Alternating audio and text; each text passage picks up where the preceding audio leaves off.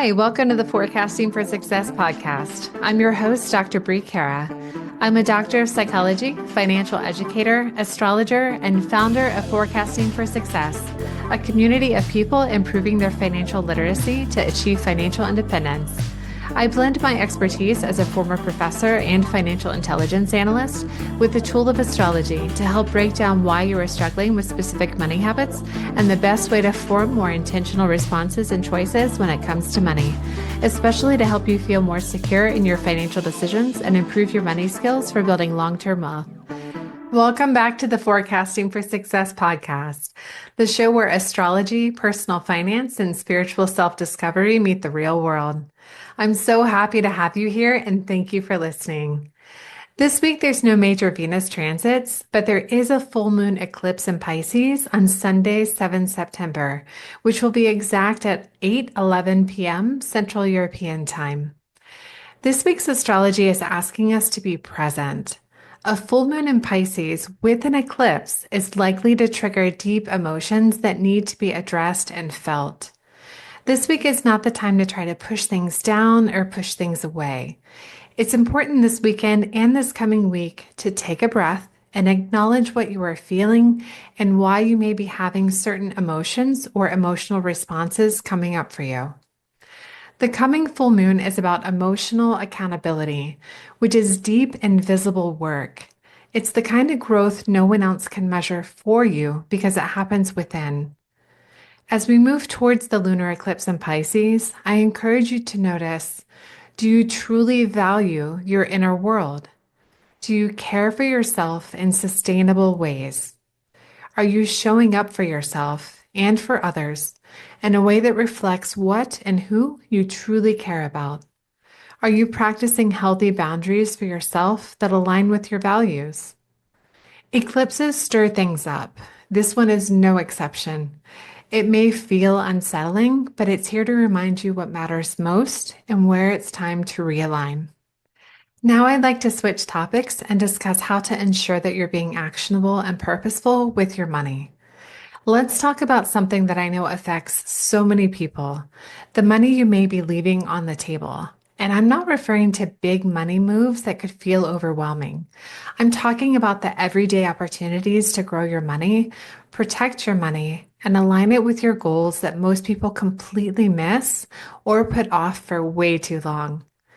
The truth is, you can be working really hard and doing all the right things, but if your money isn't working just as hard for you, you're slowing down your path to financial independence and limiting options that your future self might really need. I'm going to help you spot those leaks, stop missing out, and start redirecting your money to where it matters most. Let me first ask you a question. Have you ever felt like you're making money, but somehow it just slips through your fingers? You get paid, you cover bills, you maybe save a little, but it never feels like you're actually building momentum. Remember that most people don't lose money because of one big mistake. They lose it in the small, sneaky ways that add up over time. By not claiming the employer 401k match, by leaving cash sitting in a low interest checking account instead of a high yield savings account, by forgetting about subscriptions that quietly drain $10 or $20 every month. And it does add up. Missing out on a 401k match, for example, could mean leaving thousands of dollars every year unclaimed. That's money that could be compounding for your future, to help your future arrive sooner rather than later, where you have both time freedom and financial freedom. A low interest savings account might mean earning $1 in interest a month or a year even, instead of $50 or $100. Over time, these choices add up to years of financial freedom lost. I want to pause here and normalize something. I don't want you to internalize or think that you're bad with money. It's really important to me that you not think this because that's not true and not what I mean or believe.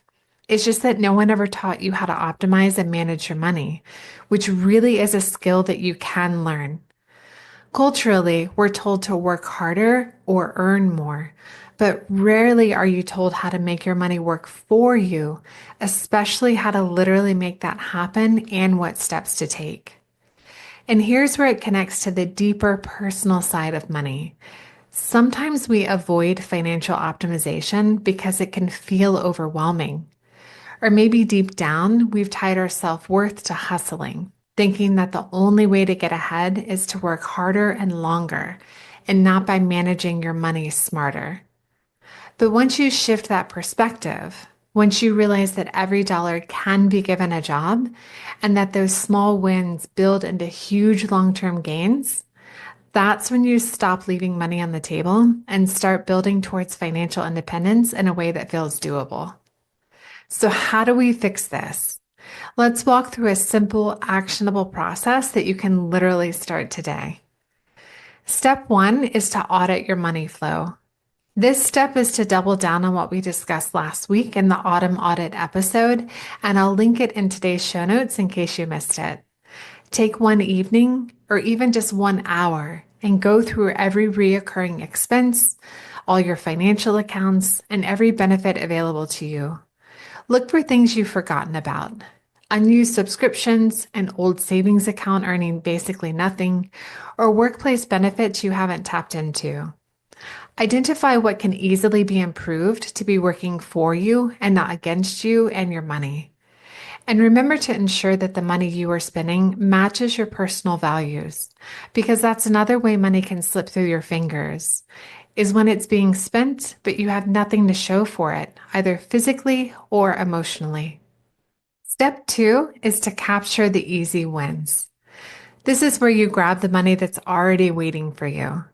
If you have access to an employer match on retirement contributions, make sure you're getting the full match. That's often referred to as free money. However, the employer match is actually a part of your overall package, the entire financial package that your employer has set aside for you. So if you're not at the very least contributing up to the employer match for your 401k, TSP, 403b, etc., then you're helping your employer to be more profitable because they get back the money that was set aside for you each year. So double check that whatever your employer match is, whether that's 4% or 6% or whatever it may be, and verify that you're investing at least up to that percentage in your employer retirement account. Also, if you're not currently using a high yield savings account for your emergency fund and sinking fund, you do need to move these into a high yield savings account where it earns more just by sitting there.